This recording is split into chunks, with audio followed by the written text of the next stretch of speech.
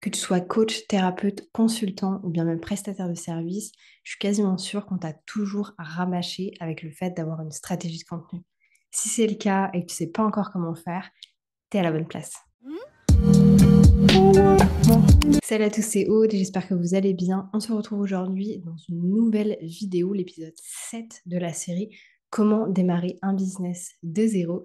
Et aujourd'hui, j'ai le plaisir d'accueillir Fiona Piccoli, consultante en communication Instagram et business, qui va venir nous parler concrètement des 5 étapes pour bien débuter sur Instagram et attirer les bons clients. D'ailleurs, restez bien jusqu'à la fin de la vidéo tout simplement parce que Fiona sort quelque chose de complètement inédit. Je vous propose qu'on ne perde pas de temps avec l'introduction et on se retrouve tout de suite pour la vidéo.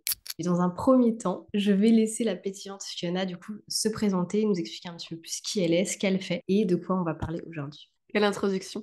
Merci beaucoup déjà pour l'invitation. Je suis trop contente d'être sur ta chaîne pour parler d'Instagram, des étapes pour attirer un petit peu plus de clients. Petite présentation très rapide du coup. Je m'appelle Fiona Piccoli. Je suis community manager, consultante communication, formatrice Insta. Trop difficile de donner une petite casquette, mais en gros, j'aide vraiment les entrepreneurs et les entreprises à mettre en place une stratégie qui va leur permettre d'avoir plus de visibilité et du coup plus de clients de manière régulière et surtout de manière naturelle, c'est-à-dire de manière organique. Moi, je fais tout avec la stratégie de contenu, donc vraiment l'inbound marketing plutôt que tout ce qui est publicité, prospection, etc. Donc voilà pour la petite présentation très rapide et l'idée de cet échange, comme je viens de le dire, c'est de partager du coup avec ta communauté les 5 étapes ultimes, on va dire, pour attirer plus de clients à eux grâce à Instagram notamment. Trop cool. Et du coup, une des raisons pour lesquelles moi aussi j'ai décidé de t'inviter ici, alors dans un premier temps, c'est parce que j'estime que tu es vraiment experte sur ce domaine-là. Mais au-delà de ça, parce que la manière dont tu le mets en avant, c'est que c'est vraiment du coup Instagram, la partie communication, etc. Mais je trouve que tu as quand même une grosse fibre business. Donc tu n'es pas coach business en soi, c'est pas ta thématique, c'est pas ta niche, mais c'est quelque chose que tu es capable de faire. Et je pense que ça fait vraiment partie des bases sur lesquelles, et c'est pour ça que pour moi, tu es très solide dans tout ce que tu vas pouvoir communiquer. Parce que au-delà du fait d'avoir la partie marketing et communication, il y a vraiment cette partie business qui est hyper présente et qui du coup te permet en fait d'arriver à vraiment ressortir certaines choses que certaines personnes qui sont uniquement dans la com marketing ne pourraient pas forcément voir. Et du coup, ça m'amène à cette première étape qui est concrètement un petit peu la même étape que moi je vais avoir dans les coachings que je peux faire. C'est vraiment tout ce qui va être autour des bases. En fait, comment créer des bases solides. Donc, comment est-ce que toi, tu le perçois? Comment est-ce que tu aides les personnes à le mettre en avant? C'est quoi un petit peu tes conseils par rapport à ça? Je rebondis sur ce que tu dis par rapport à la partie business. C'est vrai que pour mettre en place une stratégie sur Instagram, il va falloir, mine de rien, travailler justement les bases de son business et du coup travailler sur ce qu'on appelle les fondations solides du business. Et ça, c'est quelque chose que beaucoup de personnes ont tendance à négliger parce qu'on ne sait pas par où commencer, on ne sait pas comment s'y prendre, etc. Et du coup, moi, pour avoir un maximum de résultats, il faut vraiment partir déjà dans un premier temps de soi, de ses envies, de ses besoins, de ses valeurs. Donc, il y a tout un travail d'introspection sur ce que la personne a envie déjà pour être aligné à 100% avec son business. Et dans les fondations du business, du coup, ce qu'il va falloir travailler, c'est la partie vraiment positionnement qui est là en fait pour exprimer simplement ce que la personne justement veut transmettre, comment elle le fait, pour qui elle le fait, c'est quoi comment elle va se démarquer aussi par rapport à ses concurrents. Il y a aussi la partie du client idéal forcément qu'on entend beaucoup. Alors moi je suis pas forcément d'accord avec tout ce qu'on entend par rapport à se nicher, etc. Bon ça se débat. Mais en tout cas, c'est important de bien connaître les personnes à qui on s'adresse, avec qui aussi on veut travailler. Et je trouve qu'un exercice qui est intéressant pour ça, c'est aussi de travailler ses anti-clients idéaux, avec qui on C'est n'a clair. vraiment pas envie de travailler. Bon, ça se fait au fur et à mesure. Plus on avance dans l'entrepreneuriat, plus on découvre des personnes avec qui, par exemple, ça s'est pas super bien passé. Et du coup, on se dit, OK, je veux plus travailler avec ce genre de personnes. Pour donner un petit exemple, moi, j'ai été spécialisée dans le bien-être depuis le début. Donc bien-être, spiritualité, etc. Et maintenant, disons que je m'éloigne un petit peu plus, en tout cas de la partie spiritualité, pas forcément du bien-être, mais plus de la spiritualité, parce que c'est hyper dur de faire entendre à des personnes qui sont hyper connectées voilà, à l'au-delà, l'univers, etc. Que oui, en fait, il y a une stratégie à mettre en place, que tu peux t'écouter, tu peux faire les choses de manière intuitive, un peu au feeling, mais il y a aussi cette partie organisation stratégique à avoir pour avoir des résultats. Et du coup, j'étais un peu frustrée en fonction des coachings que j'avais de pas avoir de résultats comme je voulais en tout cas parce que ça suivait pas derrière. Bref, donc voilà, je pense que ça on l'apprend aussi au fur et à mesure. Donc travailler la partie client idéal, travailler bien sûr ses offres encore une fois par rapport du coup à son positionnement, par rapport à son client idéal. Et après, ce qui en découle, bah, c'est la partie aussi branding. Encore une fois, parce qu'on a fait ce travail en amont, qu'est-ce qu'on a envie de retranscrire, qu'est-ce qu'on a envie de véhiculer comme message par rapport à notre personnalité, ça va aussi se ressentir du coup dans, par exemple, notre identité visuelle. Moi, j'ai des couleurs assez punch puisque j'utilise tout ce qui est vert, jaune, rose, enfin voilà, des couleurs assez dynamiques parce que j'ai une personnalité que j'estime assez dynamique. Et du coup, j'ai envie de le retranscrire dans ma communication. Et ça, c'est bien aussi, je pense, pour attirer aussi les bonnes personnes. Typiquement, moi, j'ai envie d'attirer des personnes qui ont aussi cette dynamique, enfin, cette énergie, on va dire, assez punchy. Et il y a des personnes qui vont être plus attirées par des couleurs, par exemple, pastel, des personnes plus douces. Moi, c'est vrai que je parle vite, je peux aller un peu dans tous les sens, etc. Il en faut pour tout le monde, mais en tout cas, c'est un élément hyper important à travailler, vraiment, de poser les bases, trouver son élément différenciateur pour le faire ressortir dans sa communication. Donc, ça peut être une spécialité, ça peut être un trait de personnalité, ça peut être une passion, ça peut être des convictions aussi. S'il y a des personnes qui défendent vraiment des causes, bah, elles vont peut-être le faire ressortir un petit peu plus dans leur communication et du coup, ça va parler aux personnes qui défendent les mêmes causes, par exemple. Il y a tout cet aspect, en fait, à prendre en compte avant de passer à la partie communication sur Instagram. Ok, top.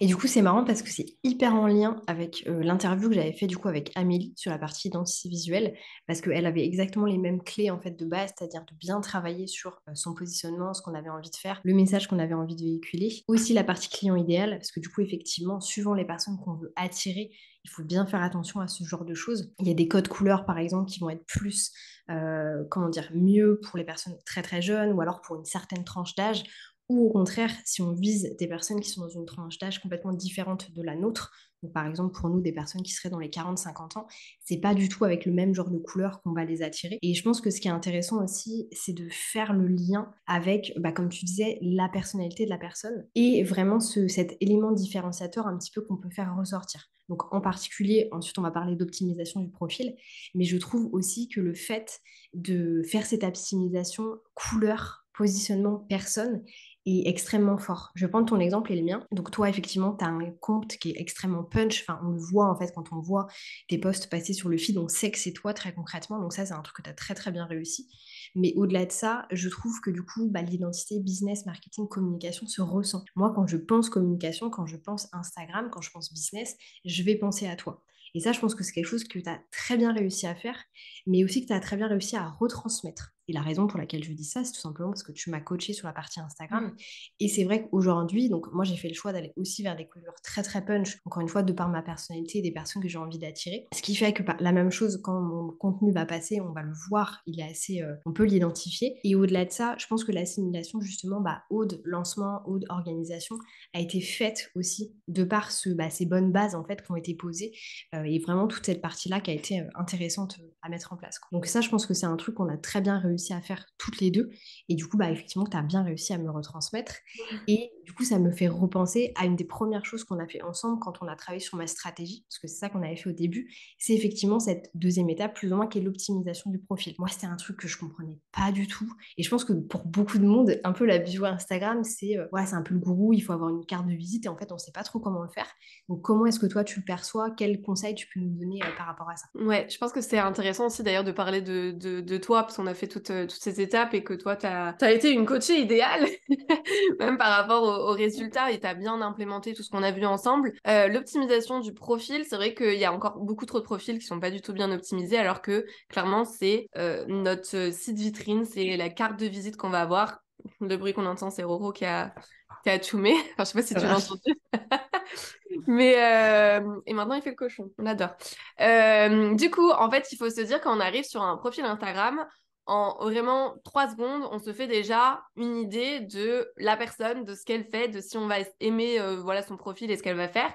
Et du coup, il va falloir justement donner une bonne première impression. C'est un peu, tu sais, comme quand on rencontre la belle-mère et qu'on a envie de donner, de faire une bonne impression, on a envie de tout donner parce qu'on sait que si on rate cette première impression, bah ça va être dur de... Ouais, ça va être dur après de relever le truc. Bref, Instagram, c'est exactement la même chose. Il faut que quand on arrive sur un profil, on comprenne ce que la personne fait, à qui elle s'adresse, quelles sont les thématiques qu'elle aborde aussi sur son compte. Est-ce qu'elle a une expertise en particulier, et en fait que tout soit bien hiérarchisé, notamment avec les stories à la une. Donc globalement, dans l'optimisation du profil, il y a le nom d'utilisateur. Donc le nom d'utilisateur, c'est ce qu'on va taper pour trouver la personne. Donc toi, par exemple, c'est Aude Georgelin, moi c'est Fiona Piccoli. Enfin bref, moi je conseille toujours de mettre le prénom et le nom parce que je trouve ça déjà plus simple. Ça humanise aussi le compte, donc on évite tout ce qui est caractères spéciaux, les chiffres en mode Aude-8 Georgelin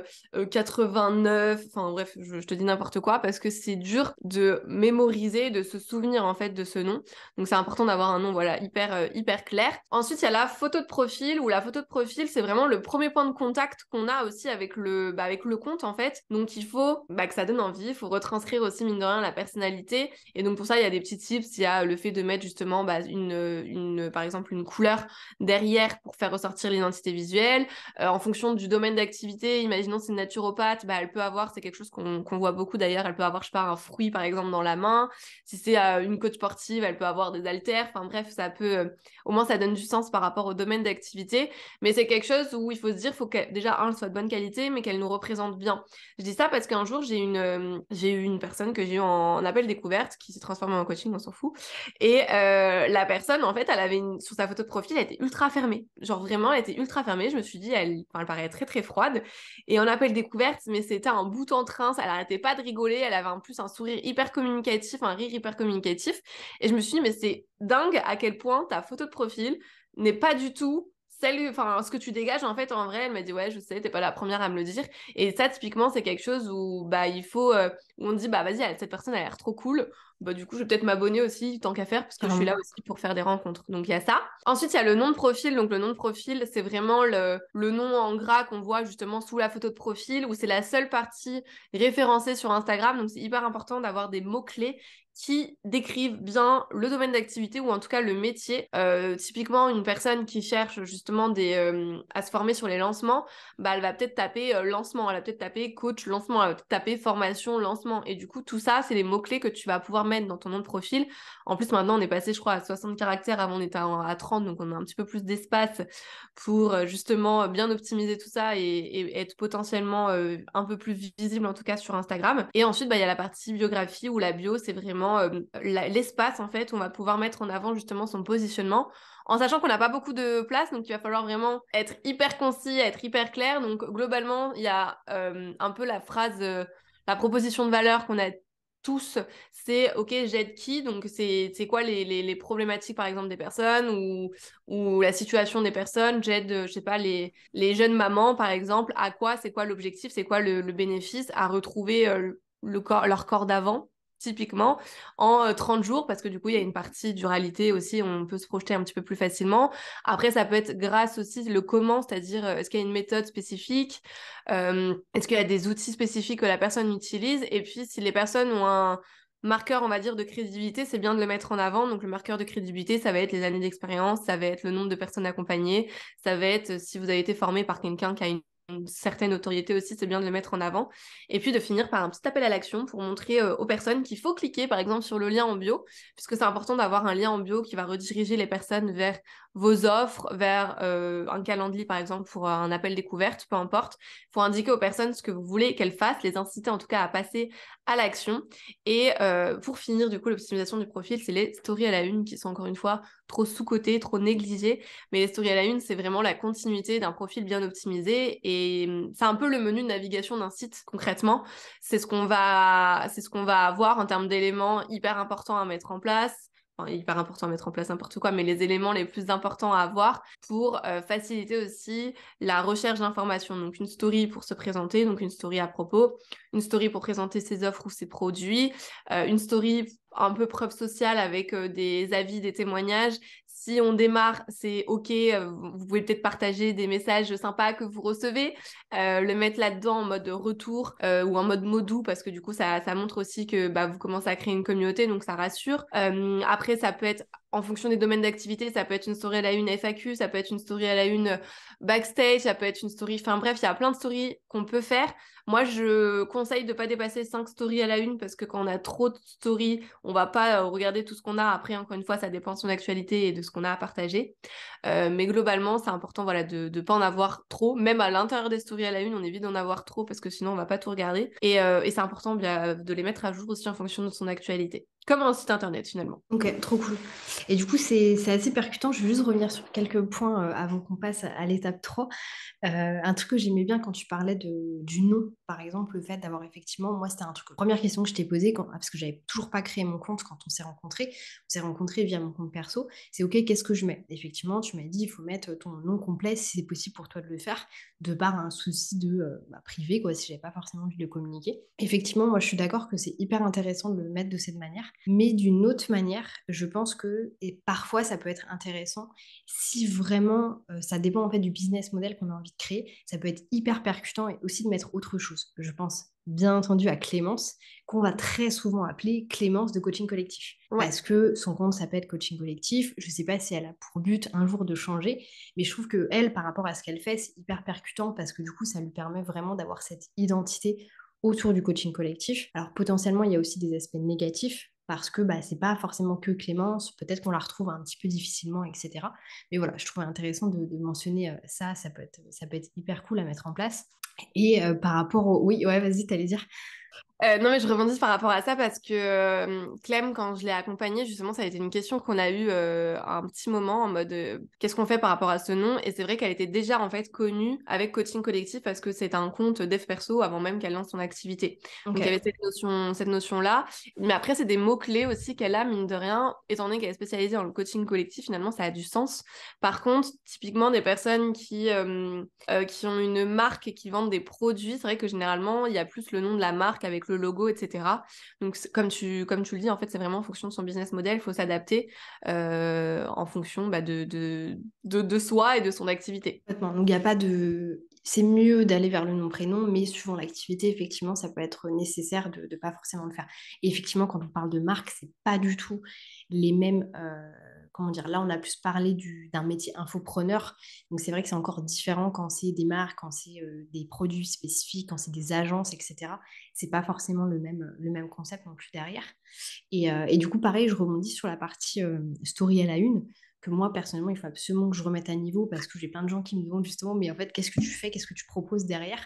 Après, parce que j'ai le luxe de pas trop avoir à en parler pour pouvoir trouver des clients, donc c'est un mal pour un bien. Mais au-delà de ça, je sais que c'est un truc qu'il faut que je remette à niveau. Et justement, comme tu disais, de le faire propre et surtout de ne pas le faire trop long. C'est vrai que cet été, j'ai fait, donc c'est pas moi qui l'ai fait, mais Maxime qui travaille avec moi a fait ma veille concurrentielle pour en particulier retravailler sur plein de choses au niveau de mon business. Et du coup, je lui avais donné des noms de comptes que j'aimais bien pour qu'il aille regarder un petit peu ce qui se faisait, aussi pour que lui s'imprègne un petit peu de l'identité infopreneur Instagram, qui est assez particulière. C'est pas du tout de l'influence, du divertissement ou quoi que ce soit. Et effectivement, il s'était tapé du coup pas mal de stories à la une et il m'avait dit, mais certaines nanas, enfin, c'était en particulier des femmes, il y avait sur par exemple les témoignages, il y en avait 50 quoi. Et en fait, il disait, pour moi, ça sert à rien en fait, parce que je préfère en voir 5 hyper impactants et peut-être en voir quelques-uns en supplémentaire, genre, comment dire, en dédoublé avec des messages, des screenshots, ce genre de choses. Mais je vais pas aller voir 50 témoignages, quoi. Je trouve pas l'intérêt. Et surtout que, et c'est hyper percutant, parce que je sais qu'on a eu la conversation par rapport au post épinglé la semaine dernière. Pareil, moi, je vais voir des stories à la une et je vois des choses qui datent d'il y a 52 semaines. Est-ce que c'est vraiment du coup d'actualité? Est-ce que ça serait pas intéressant justement de retravailler ces stories à la une comme un... C'est-à-dire, enfin, pour moi, le concept story à la une, c'est aussi news à la une.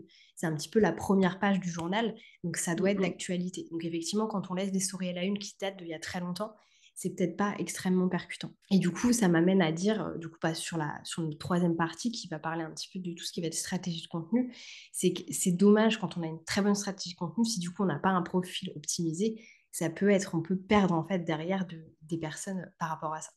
Mais du coup, si on enchaîne sur la troisième partie, qui est, je pense, celle qui va plaire au plus de personnes, sur la fameuse stratégie de contenu. Donc, qu'est-ce que tu peux nous dire par rapport à ça? C'est un peu le diable, j'ai l'impression, mais voilà, comment est-ce que toi, l'interprètes? Comment est-ce que tu peux l'expliquer? Et quels sont les conseils, du coup, que tu peux donner? Ouais, je vais essayer de... Enfin, je suis en train de me dire, ok, alors comment tu vas aborder ça en 5 minutes, genre? Euh, Donc la stratégie de contenu, il y en a beaucoup oui, qui diabolisent ça, alors qu'en soi, c'est juste ce qui va nous permettre de créer du contenu de manière régulière, d'avoir un fil rouge en fait, pour avoir une communication cohérente par rapport justement à ce qu'on a posé, à nos fondations du business, etc., pour avoir vraiment une communication du coup qui nous ressemble, et nous permettre également d'attirer du coup les bonnes personnes. Et pour ça, il va falloir créer du contenu qui parle à notre client idéal, d'où l'importance de travailler son client idéal, qui va répondre voilà à ses attentes, à ses besoins, ses problématiques. Il faut savoir que les personnes sur Instagram, elles sont là pour soit se divertir, soit pour apprendre des choses et du coup bah, un peu s'éduquer, soit pour découvrir de nouveaux produits, de nouveaux services, soit pour s'inspirer, se motiver, etc. Et du coup par rapport à ces objectifs-là, il en découle ce qu'on appelle les types de contenus, où l'idée c'est vraiment de varier sa communication avec ces différents types de contenus, donc de faire du contenu éducatif avec voilà des contenus qui vont apporter un petit peu plus d'informations. Après, il y a le contenu, on va dire, informatif et le contenu, on va dire, pratico-pratique, c'est-à-dire que je te donne une définition de ce que c'est justement la stratégie de contenu, c'est du contenu éducatif, par contre, derrière, tu vas rien faire.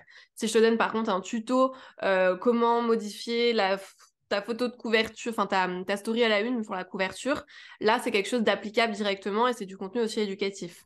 Donc ça, faut le prendre en compte. Après, il y a le contenu inspirant, humanisant, où là, ça va être vraiment du contenu plus pour inspirer, faire rêver, motiver les personnes. Donc ça peut être des citations, ça peut être du storytelling, ça peut être parler de son parcours, partager aussi bah, justement ses convictions, ses prises de position pour se démarquer encore une fois un petit peu plus par rapport aux autres. Il y a le contenu divertissant, où là, c'est tout ce qui est partager, je sais pas, des gifs, des mèmes, Instagram vs réalité, enfin voilà, c'est quelque chose, c'est un contenu un peu plus léger, un peu plus fun.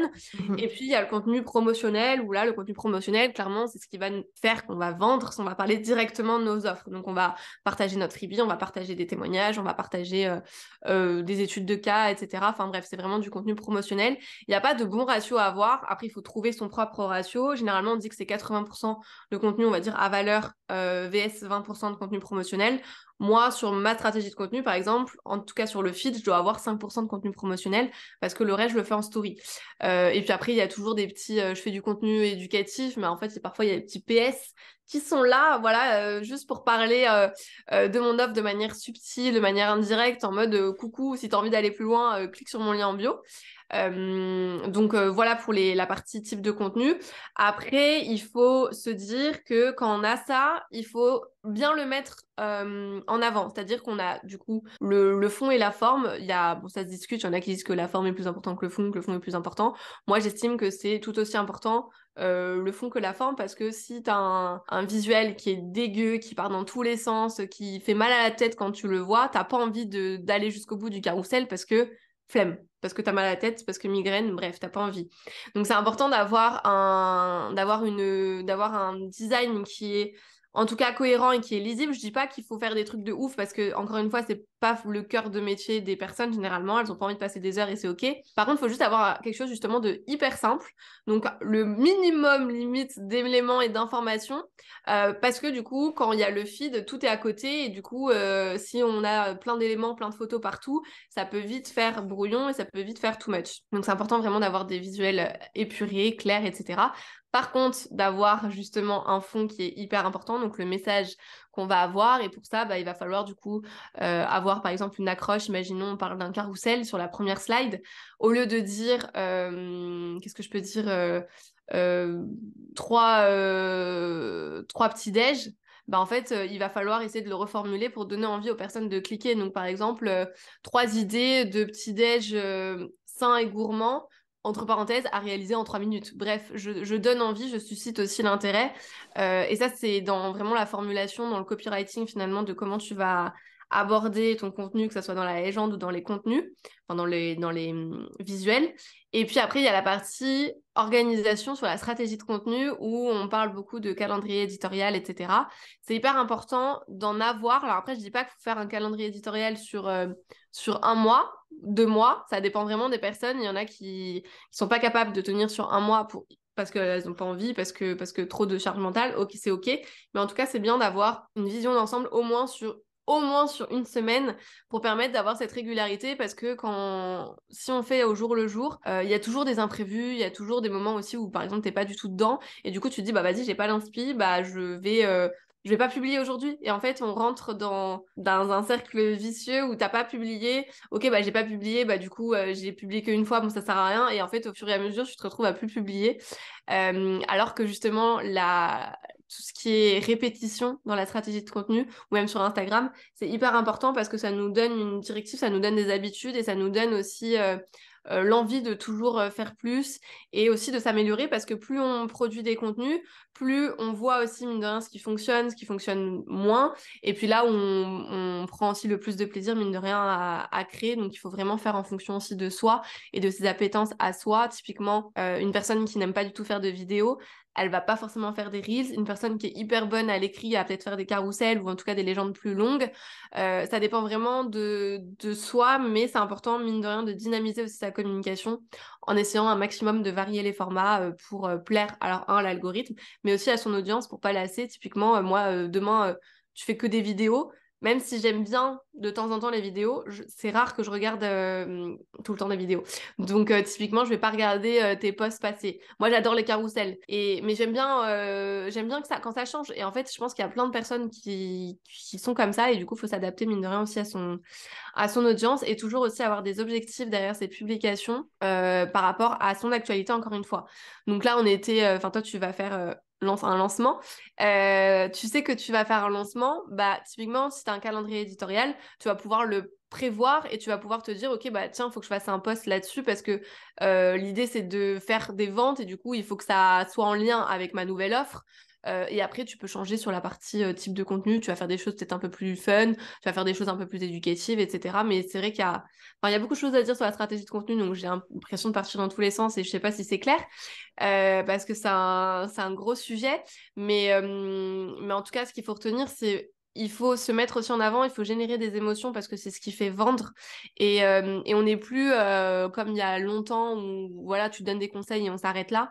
Là, l'idée, c'est vraiment de se mouiller un petit peu et de parler de soi, de parler de son histoire et de derrière avoir une leçon à partager justement pour son audience, mais de mettre un peu de storytelling et d'humaniser en fait ses contenus parce que sinon maintenant l'information elle est gratuite, elle est partout, encore plus avec ChatGPT qui nous fait des posts comme ça.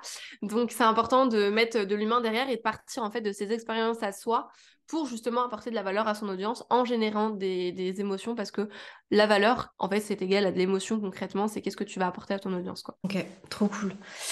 Beaucoup d'informations. Je pense Ouais. que c'est parce que en fait, c'est vraiment le cœur du métier, je pense, pour tout ce qui va être création de contenu, au-delà du fait d'Instagram, mais aussi sur la partie YouTube, sur la partie LinkedIn, sur tout ça. Les stratégies de contenu vont vraiment être créées en fait avec certains piliers. Et du coup, forcément, ça va être différent d'un réseau social à un autre. Ça, je pense que c'est important aussi de le mentionner.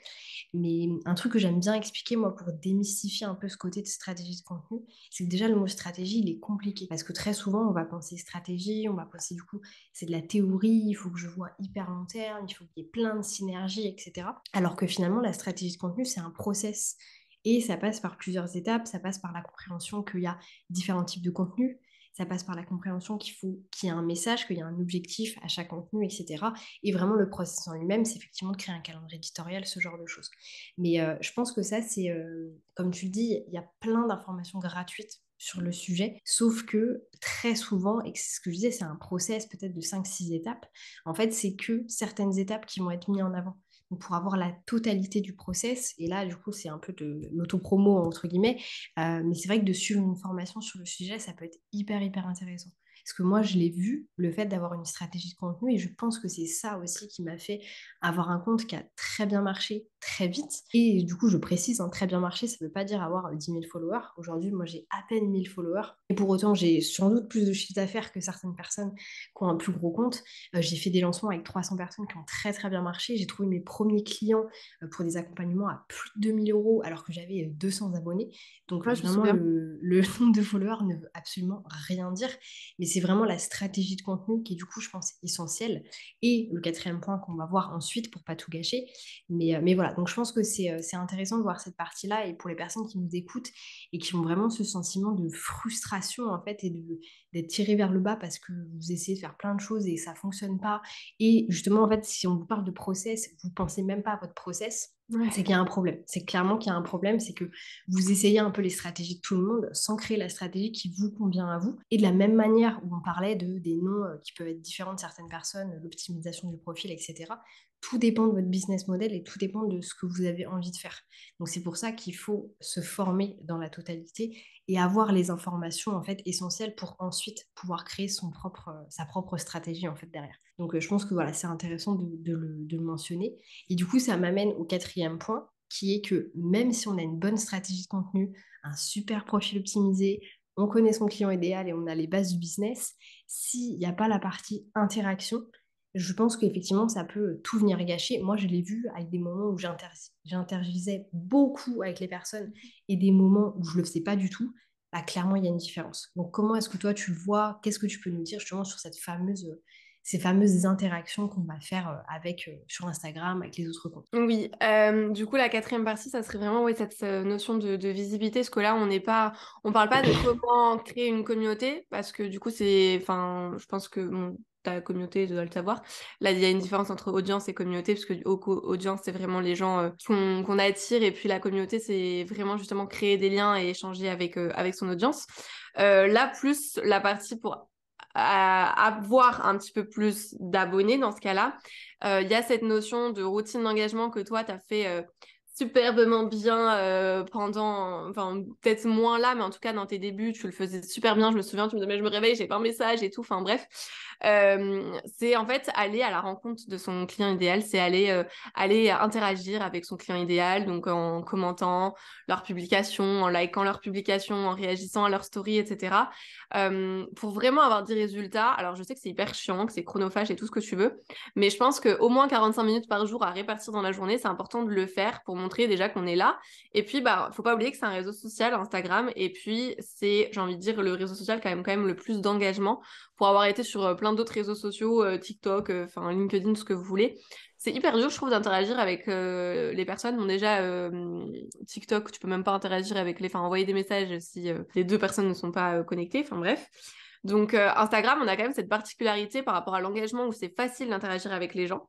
Et du coup, il faut vraiment aller à la rencontre, donc via des hashtags, donc les hashtags qu'utilisent nos clients idéaux, via les comptes de nos concurrents ou les comptes qui ont une audience similaire à la nôtre. Et en fait, vraiment interagir avec ces personnes.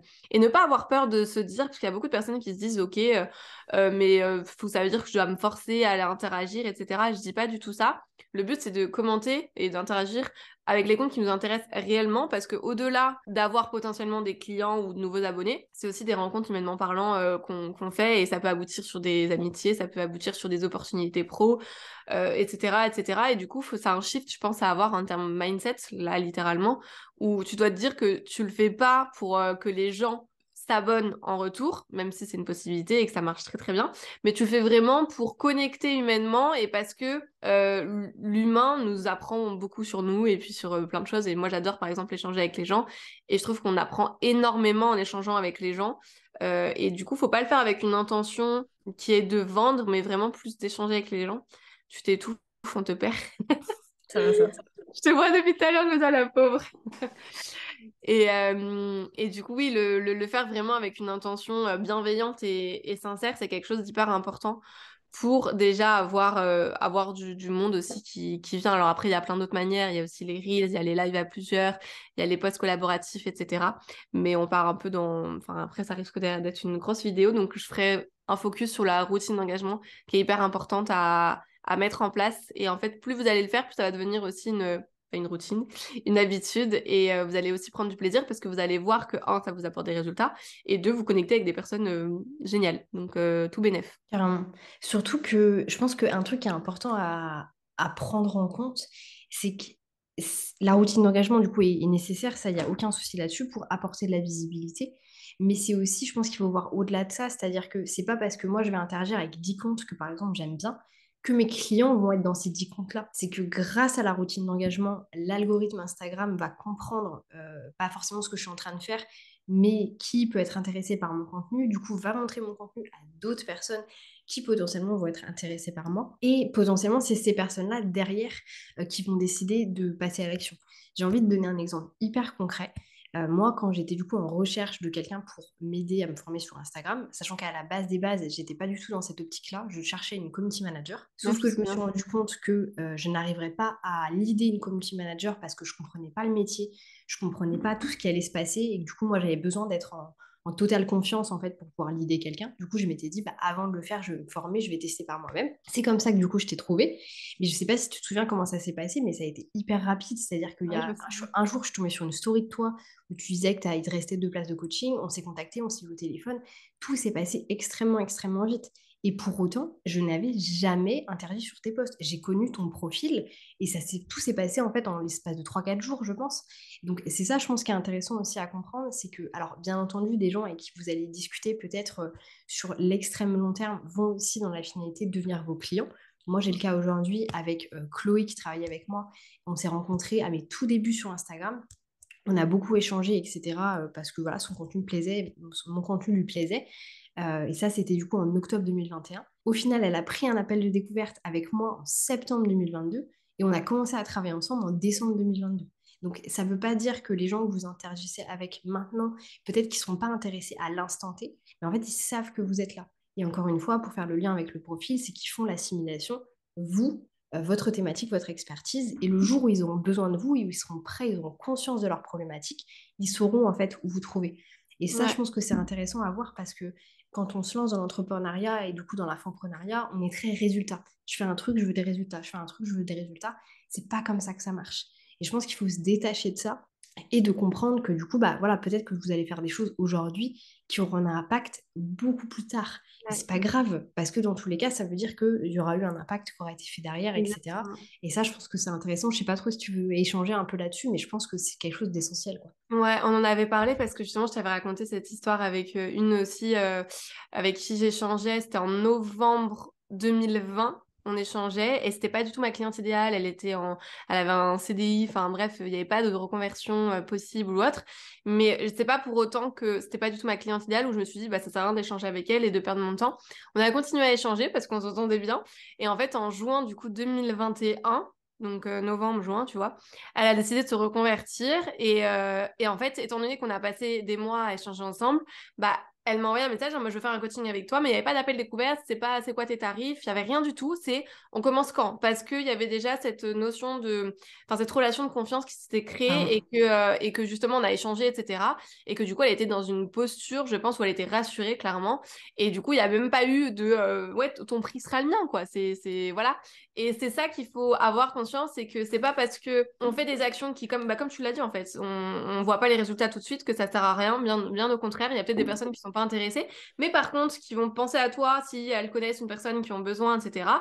Et un peu l'effet boule de neige. Et en plus, au-delà de ça, j'ai perdu ce que je voulais dire. Attends. Ah putain, attends, j'avais une phrase, attends, que je voulais dire. Est-ce que c'était par rapport au fait que c'est peut-être pas ton client idéal là tout de suite maintenant, mais qu'il a besoin d'avoir conscience de son Ah problème ou un oui, truc c'est comme ça? bon, je me souviens. Et puis, il faut se dire que chaque personne est différente. Il y a des personnes qui auront besoin de beaucoup plus de temps pour voir justement si elle a le feeling, si elle est en confiance, si son contenu lui plaît, etc. Il y a des gens qui ont besoin des mois. Et il y a des personnes qui n'ont pas besoin de tout ça et elles font vachement en feeling. J'ai un exemple là pour le pack lancement express que j'ai fait. Il y a une personne qui m'a dit, écoute, je m'étais promis de rien acheter, etc. Mais j'ai envie d'écouter mon intuition et je sais pas, je suis appelée et du coup, hop, je prends. alors qu'on n'avait jamais parlé, etc., etc. Et en fait, elle est revenue vers moi, où elle était hyper contente. Elle m'a dit, bah franchement, trop contente d'avoir écouté mon intuition. Je suis pas du tout déçue, bien au contraire. Et en fait, il y a vraiment ces gens qui, ok, ça match. Je sais pas pourquoi. Genre, je suis tombée sur ton compte alors que justement hier, je pensais à me faire accompagner. Je le prends comme un signe, bim, boum. Et pourtant, on se connaît pas. Et il y a vraiment des gens on n'a pas on n'a pas le même parcours d'achat, hein. C'est normal, tous les consommateurs sont différents, on n'a pas le même comportement d'achat, la même psychologie, on va dire, de l'acheteur, etc. Il y a ça aussi à prendre en compte. Tout le monde ne réfléchit pas de la même manière, et encore heureux, j'ai envie de dire. Complètement. Et ça, je ferai un épisode de toute façon sur cette partie-là, toute la partie justement parcours consommateur. Le fait qu'il y a différents types de consommateurs, il y a différents types de stratégies pour attirer les consommateurs, et il y a aussi différents types de personnes et de la manière dont elles vont interpréter les choses. Parce qu'effectivement, il y a des gens qui ont besoin d'énormément de temps ou de passer par un certain canal, c'est-à-dire qu'elles ont besoin de consommer beaucoup de contenu gratuit, voir un petit peu tout ce qui a été fait. Ensuite, potentiellement commencer à consommer des petits produits pour, dans la finalité, être intéressé par des produits un petit peu plus long terme. Et voilà, ça, c'est un autre sujet, mais je trouve que c'est intéressant de faire le lien un petit peu. Et du coup, pour faire le lien avec notre dernier point, l'ultime point, que moi, personnellement, je trouve essentiel, du coup, dans la thématique dans laquelle je suis avec les lancements, c'est Bah oui. que j'ai beaucoup de gens qui viennent vers moi en me disant, j'ai raté, mais en fait, je ne sais pas pourquoi. Et ça, c'est le pire du pire. C'est vraiment quand on rate en fait quelque chose qu'on a mis en place, le plus intéressant, c'est de comprendre ses erreurs et du coup Mm, d'en mm. prendre du coup des informations. Et ça, c'est essentiel. Et moi, c'est un truc qui m'arrive beaucoup.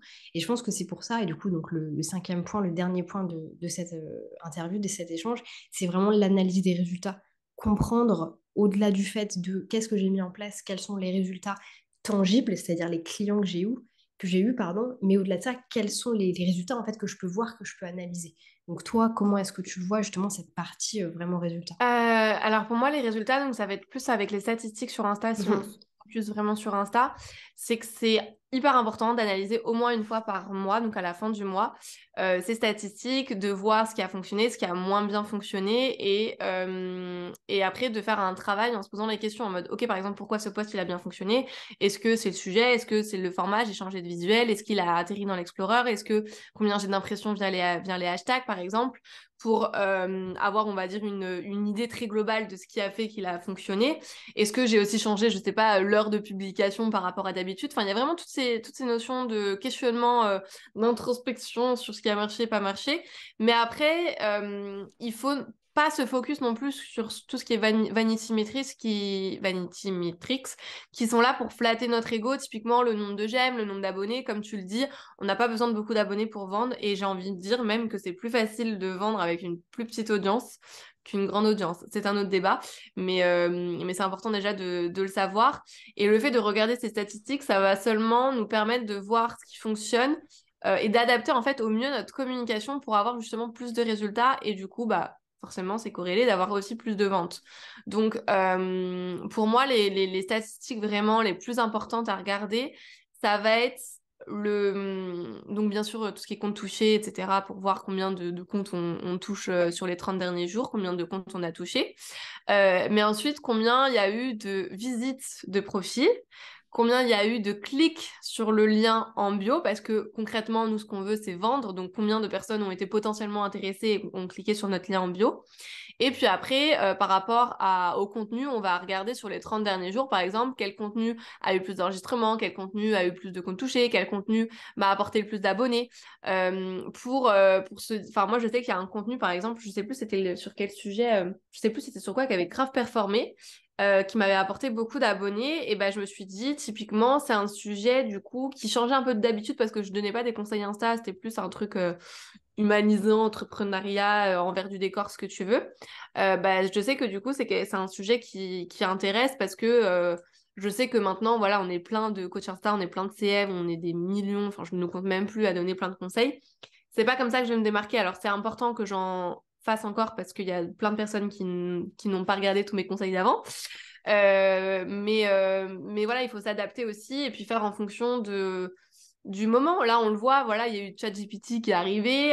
Typiquement, il faut rebondir. Alors là, je suis en train de partir par rapport aux statistiques, mais je rebondis sur la stratégie de contenu, mais faire aussi en fonction de son actualité. Par exemple, quand il y a eu ChatGPT qui a fait un boom, bah moi, j'ai fait un post justement sur ChatGPT. Enfin, l'idée, c'est aussi de savoir rebondir par rapport à ce qui se passe à son actualité, pour être vue comme une pionnière dans son domaine. Et du coup, je reviens sur les analyses des résultats des statistiques, c'est important vraiment de le faire chaque mois pour voir aussi l'évolution de son compte. Si on voit que chaque mois, il n'y a rien qui se passe, bah ok, il va falloir revoir justement cette stratégie parce que c'est pas normal que les statistiques n'évoluent pas, qu'on ne prenne pas plus d'abonnés, qu'il n'y ait pas plus de visites de profil, etc. Il y a forcément quelque chose qui va pas. Est-ce que c'est parce que l'optimisation du profil n'est pas bien faite? Est-ce que c'est parce que la stratégie de contenu n'est pas bonne? Est-ce que c'est la partie, dans ce cas-là, conversion qui n'est pas bonne parce que on a des visites de profil, mais derrière, je vends pas. Dans ce cas-là, est-ce qu'il faut peut-être parler plus de ses offres? Enfin, voilà, il y a toute cette partie questionnement qui va découler par rapport justement à se relever en fait de statistiques. Et c'est important, comme tu l'as dit de toute façon, d'avoir une idée sur ce qu'on a mis en place.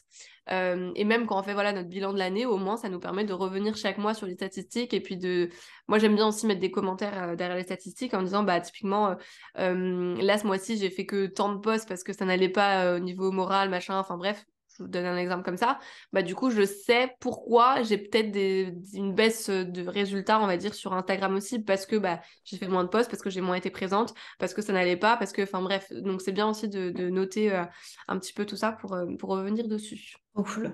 Et du coup, ça m'amène aussi à me dire que l'analyse des résultats, foncièrement, c'est des résultats. Et en fait, c'est les résultats de tout. Donc, des 4 étapes qui ont été mises au-dessus, c'est-à-dire, encore une fois, la fait d'avoir des bases solides, que ce soit au niveau du positionnement, au niveau du client idéal, le fait d'avoir une bonne optimisation de profil, donc ça passe vraiment par le profil Instagram, mais aussi, on ne l'a pas mentionné, mais le lead magnet, donc le produit gratuit, le freebie que vous allez offrir potentiellement à votre audience. Ensuite, la partie stratégie de contenu et la partie interaction, ce sont des résultats. Donc c'est vrai qu'une réflexion qu'on peut avoir, comme tu le disais, c'est que quand les résultats ne suivent pas alors pas ce qu'on met en place, mais la charge de travail, le travail qu'on fait, c'est sans doute qu'il y a peut-être un de ces points-là, ou deux, trois, quatre, qui sont pas bien faits, et du coup sur lesquels il faut retravailler pour ensuite pouvoir vraiment retravailler un petit peu sur l'analyse de ces résultats, etc. Mais ok, trop cool. Bah, franchement, j'ai trop adoré. J'ai trouvé ça hyper intéressant. Je pense que c'est hyper percutant, surtout pour les personnes qui ont envie de se lancer ou qui sont juste en fait qui font beaucoup de choses, mais du coup, qui n'obtiennent pas forcément les bons résultats et qui ne savent pas forcément le process à mettre en place. Donc, vous l'aurez bien suivi, il y a vraiment 5 étapes clés sur lesquelles vous pouvez travailler au début. Et ensuite, à l'intérieur de ces étapes-là, il y a encore d'autres étapes, d'autres process qu'on peut venir mettre en place. Je fais juste un petit point là-dessus. Donc, pour les personnes qui seraient intéressées, dans tous les cas, je mettrai toutes les informations de Fiona dans la barre d'infos, que ce soit son site web, son Instagram. Il y a aussi le podcast. Du coup, la vérité, si je te reprends, je pense que c'est intéressant si vous avez envie d'avoir plus d'informations sur elle, à aller voir un petit peu tout ce qu'elle a fait. Mais moi, je tiens à dire très officiellement dans cette vidéo que je valide, survalide tout le travail qu'a fait Fiona. Donc vraiment, si vous avez envie de vous lancer, vous avez envie d'apprendre, en fait, de suivre des formations ou peu importe, n'hésitez pas à aller voir ce qu'a pu faire Fiona parce que vraiment, bah, moi, je suis passée par là et je pense que les résultats parlent d'eux-mêmes. J'ai même pas besoin de trop vous vendre l'information. Je pense que ça se voit. Et vraiment, je me permets de le faire tout simplement parce que j'ai vraiment vécu en fait ce qu'elle a pu créer. J'ai vu tout ce qu'elle a pu créer aussi. C'est plus par rapport à ça. Est-ce que, donc moi, mot de la fin, merci beaucoup. J'ai trouvé ça trop bien, la manière dont ça a pu être créé. J'espère que ça aura pu aider les personnes. Encore une fois, n'hésitez pas à mettre des commentaires si vous avez des questions. Je pense que vous pouvez directement contacter Fiona de façon via Instagram ou alors n'hésitez pas à poser des questions sous cette vidéo. S'il y a beaucoup d'interrogations, on n'hésitera pas à refaire un deuxième épisode dans tous les cas. Mais du coup, petit mot de la fin, Fiona, est-ce que tu as aimé l'expérience, tout ça, tout ça? Ouais, c'était trop chouette. J'espère que j'ai pas perdu tes abonnés parce que c'est vrai qu'il y avait il y avait beaucoup de choses et voilà, c'est dur de synthétiser tout en même pas 1 heure. Mais non, j'ai adoré l'expérience. C'était très chouette. Et puis bah merci pour tes mots, tout soutien. Voilà, tu sais ce que je pense par rapport à ça, le coaching, etc. et tout ce que ça a amené derrière. Donc merci à toi. Trop cool. Eh bien, écoutez, moi, je vous laisse avec l'outro et on se retrouve plus tard. Merci à tous d'avoir regardé notre échange avec Fiona. J'espère que ça vous aura plu. J'espère que vous avez pu trouver ça pertinent de par les questions, les problématiques que vous pouvez avoir en ce qui concerne Instagram, la stratégie de contenu et tout simplement la création de contenu dans sa totalité. J'ai le plaisir de vous annoncer que Fiona sort officiellement un nouveau freebie. Vous pouvez le retrouver directement dans ma barre d'infos. Il est complètement inédit. Vous allez être les premiers à y avoir accès. N'hésitez pas à me dire dans les commentaires si c'est un format qui vous plaît, si vraiment vous aimez consommer du contenu de cette manière. Et dans ce cas-là, je continuerai à avoir des invités sur la chaîne. Comme d'habitude, si ça vous a plu, n'hésitez pas à vous abonner, me mettre un petit like et un petit commentaire. Ça aide toujours la chaîne à se développer et ça me fait extrêmement plaisir. Sur ce, je vous dis à bientôt. Bonne journée, bonne soirée, bonne matinée. Peu importe quand est-ce que vous allez regarder cette vidéo et je vous dis à bientôt pour une nouvelle vidéo.